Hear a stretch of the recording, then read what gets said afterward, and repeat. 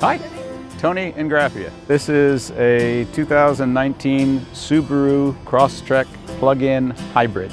We have a Tesla Model 3, a rear-wheel drive, which means not all-wheel drive, and living in Ithaca and experiencing the winters and wanting to drive in the hills outside of Ithaca when I do my hunting and fishing and hiking.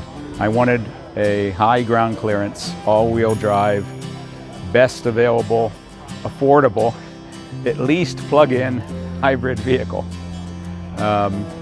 So I'm aware that there are fully electric, battery electric vehicles that have all-wheel drive, but I can't afford them.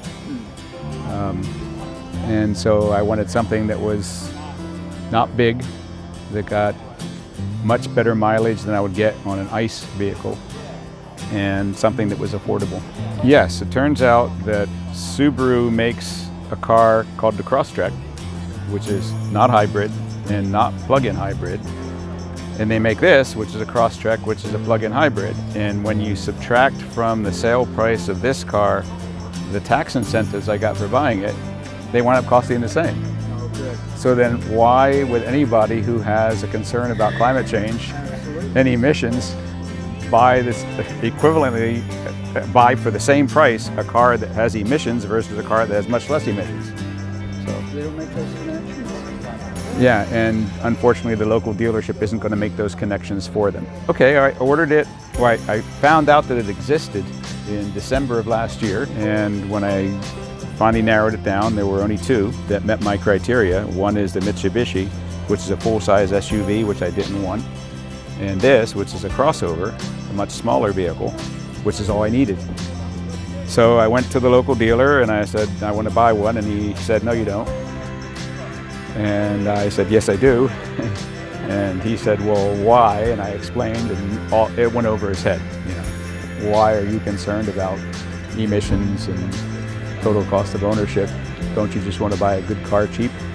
Well, yeah, I want to buy a good car cheap, but my definition of good is different than your definition of good.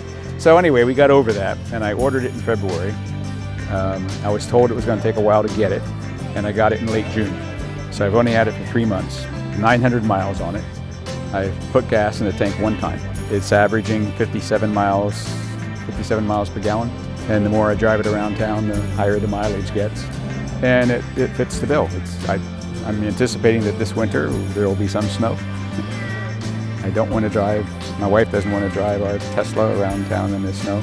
It's got lots of space. I fold down the rear seats and I put all my, I do a little farming. I hunt, I fish, and so all my junk fits quite nicely in the fold down seats. So it's got all the space I want. It's got much better mileage than I would get in the internal combustion engine version of this. When all was said and done, the cost to me, the upfront cost to me, was the same as if I had bought the internal combustion engine vehicle, which didn't have the tax incentives. So I think Subaru is pricing these with the idea that people do that calculation. They sell it for a price when you subtract off the tax incentives.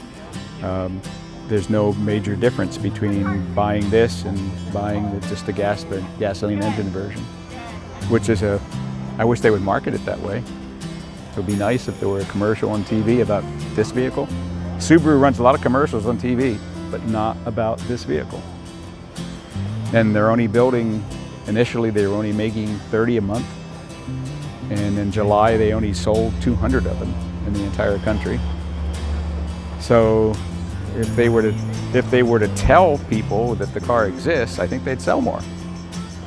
But then their internal business model is such that they probably think they're going to be cannibalizing their own product line. Frankly, I don't think it would, because it has the characteristics I pointed out. Well, anybody who has concerns about emissions and their impact on climate change can't really avoid a deeply conscientious decision when it comes to buying a new car or a used car. You really do have to take into account those things. And now, because of the growing number of models from different manufacturers that are available. You have many, many more choices than you had just a few years ago. And 2 or 3 years from now, you have many more, and they'll be better than these.